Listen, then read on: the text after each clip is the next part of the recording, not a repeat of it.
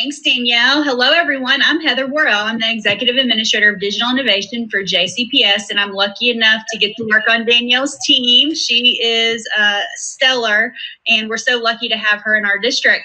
And today, I'm going to share my screen real quick because we're very excited to bring to you innovative digital leadership strategies. And let me just get this up here and present and turn on those closed captions at the bottom.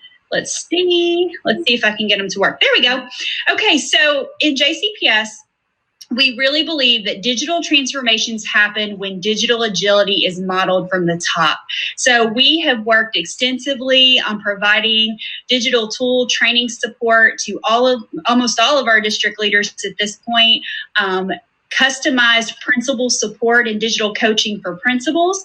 And we know through the district leaders modeling the digital tools and becoming digitally agile, and principals utilizing the digital tools to lead their schools, that our teachers will have experience with digital tools and gain confidence through the exposure and our library media specialists and STCs and STILs. And then our end game, and we are loud and proud, our end game is that through this digital agility and digital transformation model, that our students have more access to innovate and create with technology in our JCPS classrooms. And we're very passionate about that. So today we're super excited. Actually, all this week at 11 o'clock, our assistant superintendents and our district leadership have been looking for NTI principal stars who have really built some remarkable digital leadership strategy during this NTI closure period.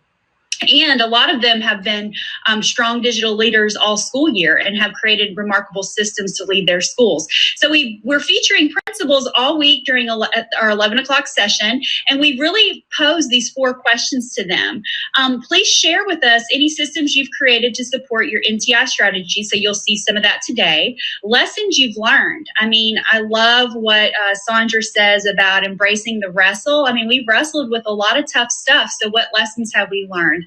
And I think this is the one I'm most excited about. Where, as a principal, are you heading as we ramp up for the next year? What does next year look like? And we heard some great things yesterday from our principal panel. And then, this is Teacher Appreciation Week, and we need to celebrate our teachers and staff wildly. So who has been very effective during this time and why? So yesterday, we had an outstanding panel of Jack Jacobs at Bloom Elementary, Faith Stroud at Stewart and Frost Academy. She was one of the first principals in JCPS to roll out a Chromebook 1-to-1. Her episode's fantastic on the Digital Learning Channel if you haven't seen it. And of course, Willie Foster, his systems and how he's still sustaining culture during this time is just truly remarkable. If you missed this episode, I highly encourage you to check it out. It is available to you on demand on the channel. And I'm going to stop sharing my screen. And where is the button? Danielle, can you help me? Exit. Yes, that's it. There we go. Let's go back to there. Okay.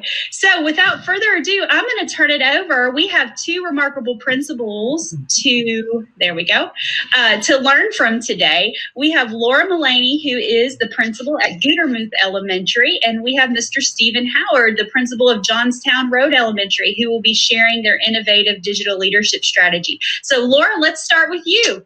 So hi, I am the principal at Gutermuth Elementary, and I have just a few things to share with you as we got started on this journey. And I'm going to share my screen. Is that okay? Yes. So the first thing that we started with that was really important to me was our mission and vision. Because, when you're at a school and you're in your physical building and you've been operating that way, and it's March, right? And things are going along well.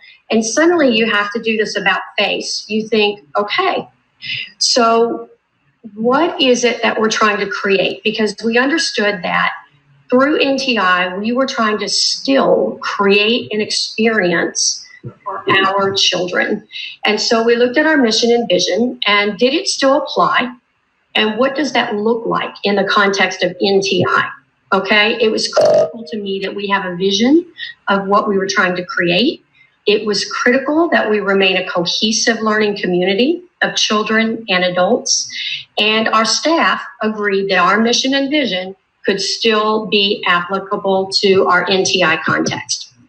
And so as soon as we understood that we were still in the role of engaging learners, right, and being a community of learners, we knew we had to get devices in kids' hands ASAP. And this year we were one-to-one. So we knew that if that was the route the district was going to take, to have schools share devices, we knew that we had the capability to do that for our kiddos. And so teachers immediately over that spring break started contacting families. And, you know, they didn't have to do that, but it was important to them that if we wanted to remain with our mission and vision, which was to engage and to collaborate, that kids had to have digital devices in their hands. We also, you know, as we saw this coming, we made sure that all of our kiddos went home with their password and login information, so that when they got devices, they were ready to go. Teachers and a team spent that week emailing parents, group text, personal phone calls. You know, we have 90% of our kids on free and reduced lunch, and 65% of our students at Gutermuth are ETE or ELL, okay? So we are going to need to, really reach out in every single way that we can. Reaching out, you know, we learned a lot. We learned, for example, that our ELL families, many of them did not understand 313 help. Right. And we only found that out after we were not getting a response. And so we had to go back and say, oh, this is what that means, right? Also learned that many of our families didn't understand the word Chromebook, the vocabulary, right? Laptop. And so we had to change our vocabulary at families. At this point, 91% of our students are working with NT means only. Wow. Yes.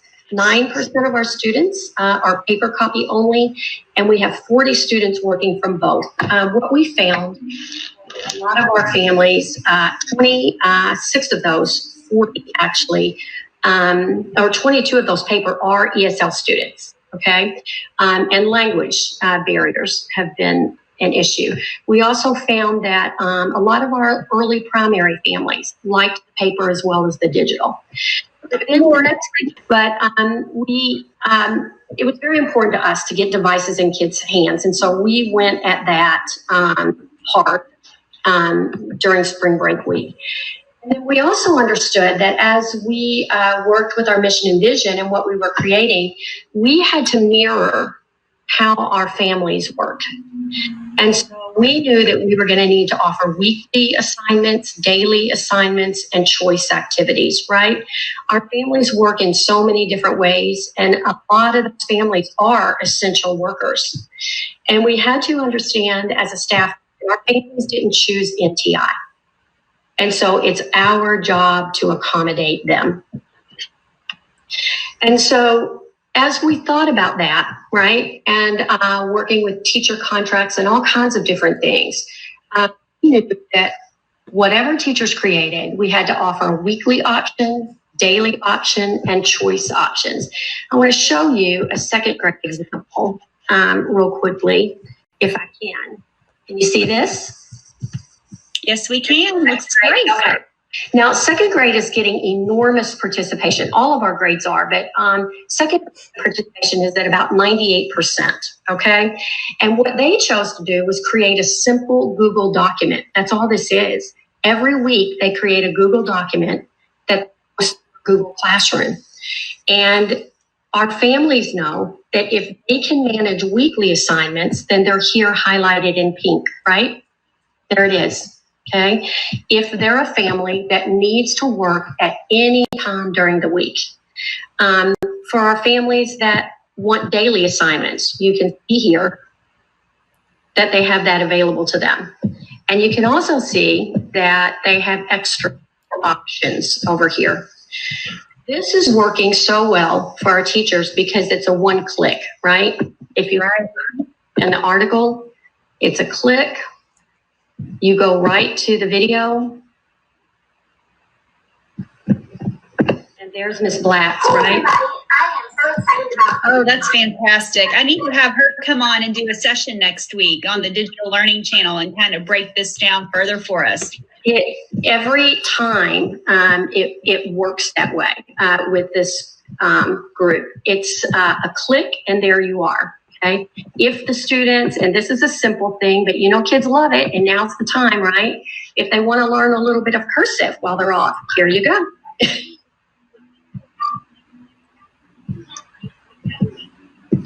And everything is videoed so that the students can work whenever they need to work and however they need to work. Okay. Our special areas, in addition, have their pages here too. Let's see, clicking through. Something else that was so important to us.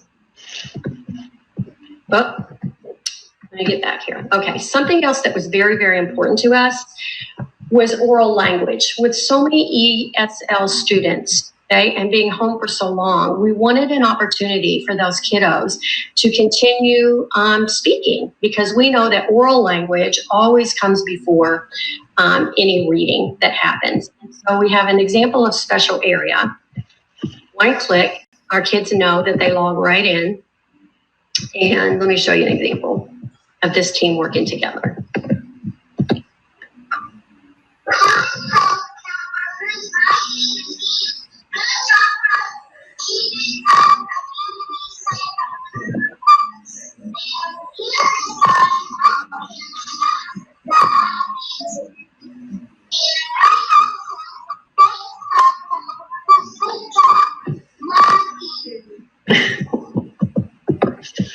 Okay, and you know, we thought a lot about how do we keep our kids writing and speaking during NTI. And our special area team, along with all of our teachers, have stepped up in a big way by using Flipgrid and having kids write and then read their writing on Flipgrid.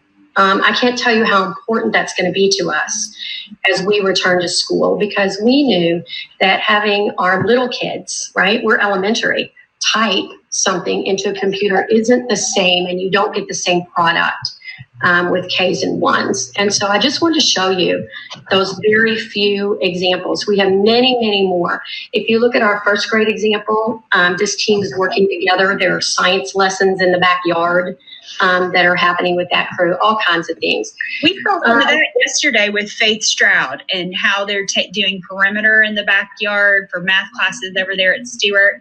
And Laura, we have about 2 more minutes. Yes. You and Stephen, you have a lot of fans in the chat. A lot of teachers are there. Susan Price is there. Brad Weston is there cheering you on. So about 2 more minutes. What is something else stellar that everyone has to see before we transition to Stephen? Okay. And I don't know that it would be this. Create a Google Sheet or a Google Doc for everything, for absolutely everything. We have an intervention tracking sheet. On that sheet, which kids were in intervention before they left us? Are they being active during NTI? Can we do an additional intervention now? And that's going to be very important information for us when we return to school, okay? And we've just found, I won't go through all of it, that teachers with the strongest student-family relationships have the highest participation, right? Every adult in the school needs to feel that their contribution is valuable. And thinking again and ahead and looking at our intervention sheet, we know that our master schedule is going to have to provide an additional adult in every literacy block. So teachers can expand those guided reading groups. PD on feedback. Teachers are going to have to start using Google Classroom in their classrooms immediately in the fall as well. Wow, so many great things. I'd love to get the link to your presentation and put it on the virtual training schedule if possible. Laura, Danielle, did you see any questions for Laura out there in the chat before we transition over to Stephen? Yeah, I didn't see any questions, just a lot of love and shout outs to you. Thank you. Yes. Thank you for sharing that.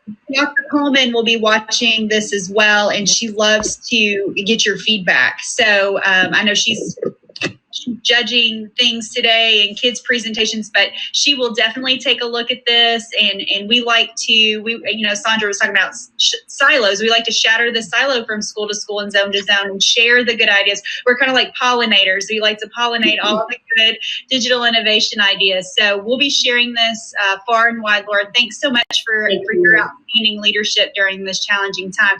So transitioning over, and we'll get your final thoughts at the end, Laura, in just a minute. But let's take a look at Stephen Howard, the principal of Johnsontown Road Elementary. Stephen, take it away.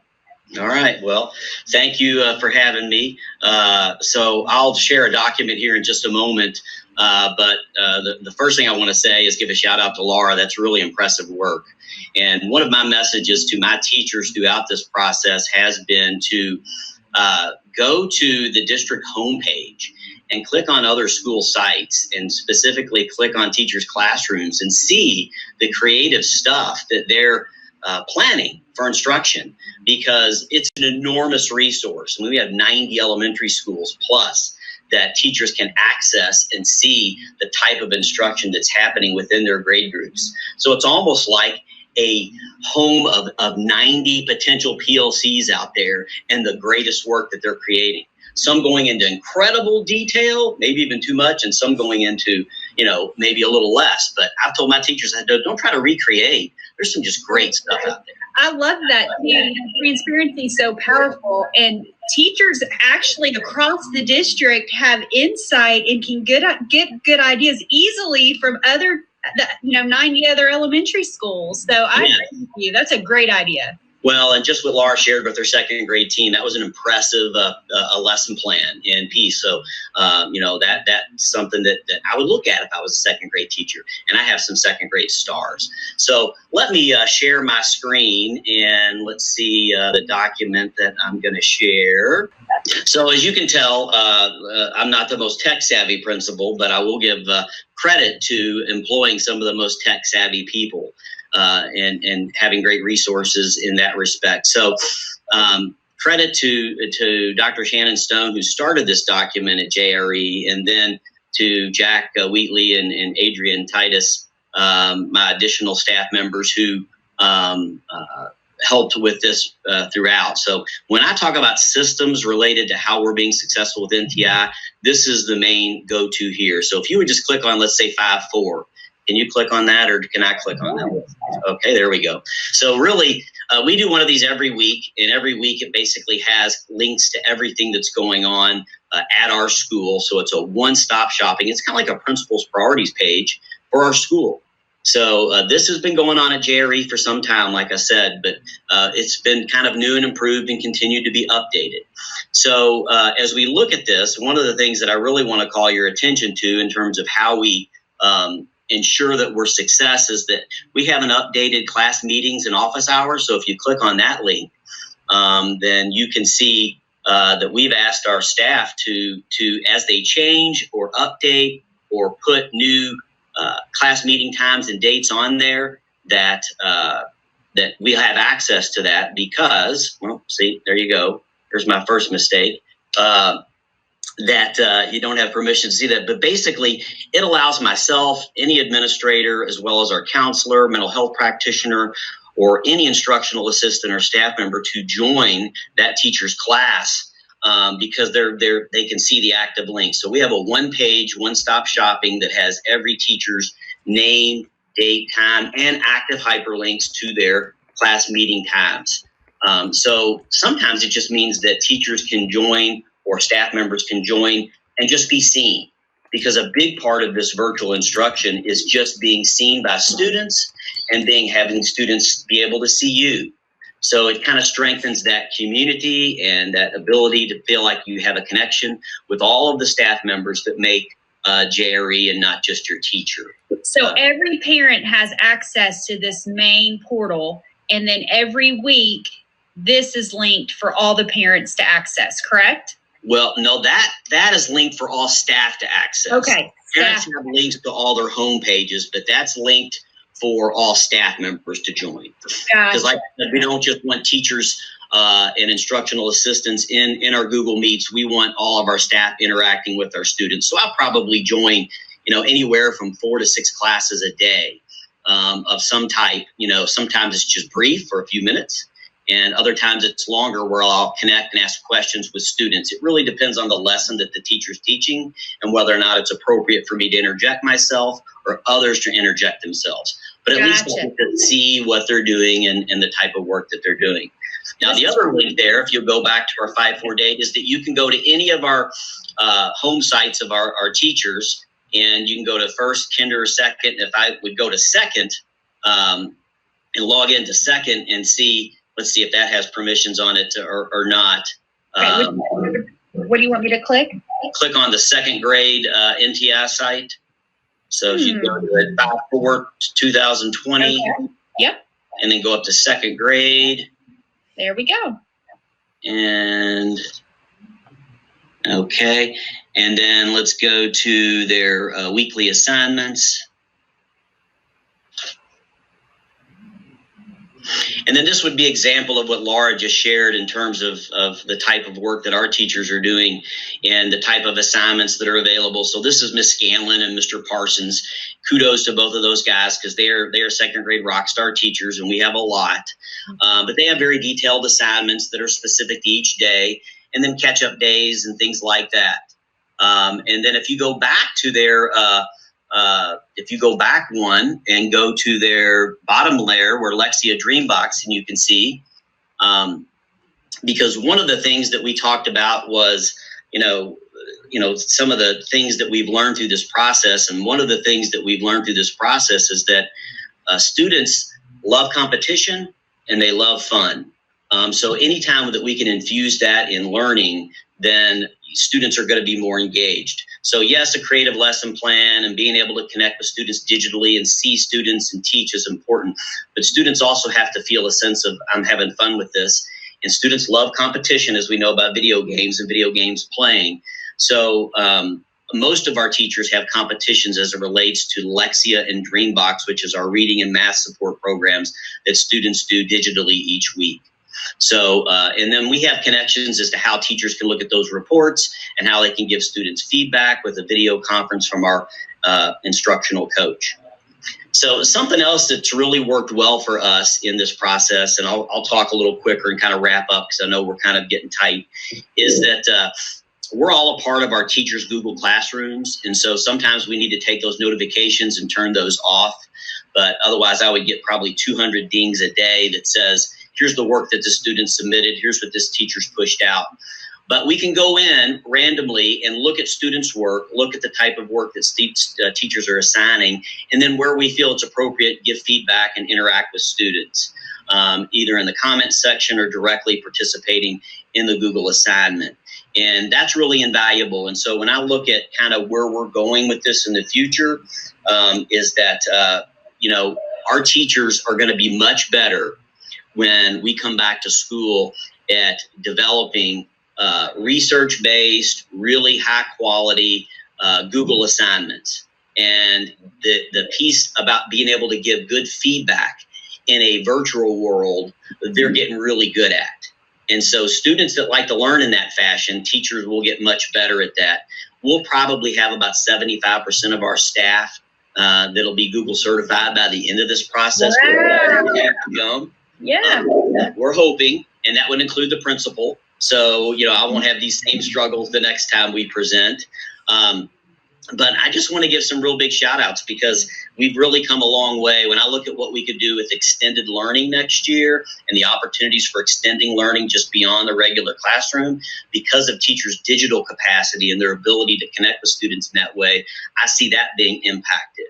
I do want to give some shout outs to Miss Powell, who's doing 7 p.m. Google Meets with her class, and Miss Jones, who's got a kindergarten class, who I joined the other night, who does a 6 o'clock meeting in the evenings. So the variety of learning in terms of the times that it works for parents and kids is important. And they found that they had better participation at those times based upon some of the households and things that they had going on. But I do know that one of the lessons that we've learned through this process of parents and kids have grown to count on our consistency and our routines. meaning that that's something that we help provide to kids during this challenging time and to families. And so the fact that they can count on each day interacting with their teacher in some fashion through Google Meets, Google Classroom, or assignments, or even phone calls from Google Hangouts based on paper copies. And let me walk you where you're at with this assignment.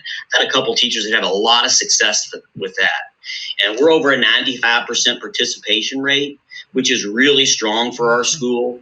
And I give a lot of credit to our teachers and how they're, creatively doing things like Spirit Week and bring your pet to your classroom day today and let's meet your pet, and realizing that the learning environment is one that we want students to share. And so as much as we can be inviting to that and flexible with that, but still having that consistency and routines has really mattered. So I'm really proud of the work that our teachers have done. We meet twice a week to discuss our progress and our challenges and just share best practices. But it's working. And, I look forward to growing myself in this as time goes on. Well, thank you for sharing. A lot of people think that we lose, part of the humanity through online learning. But what we often find is a lot of teachers get to know their students and families better, get to see their pets, and they really get to have build relationships with families that they might not have before this. So there is a silver lining there. And it's been really fun for me to see each principal kind of build a very unique and authentic digital strategy during this time based on their school culture and their digital agility. But Laura, any final words before we transition to the next session today? Well, I would just like to say thank you, Stephen. Just so you know, we've been looking into Dreambox because that's a piece that we want to add. So I'll talk to you about that.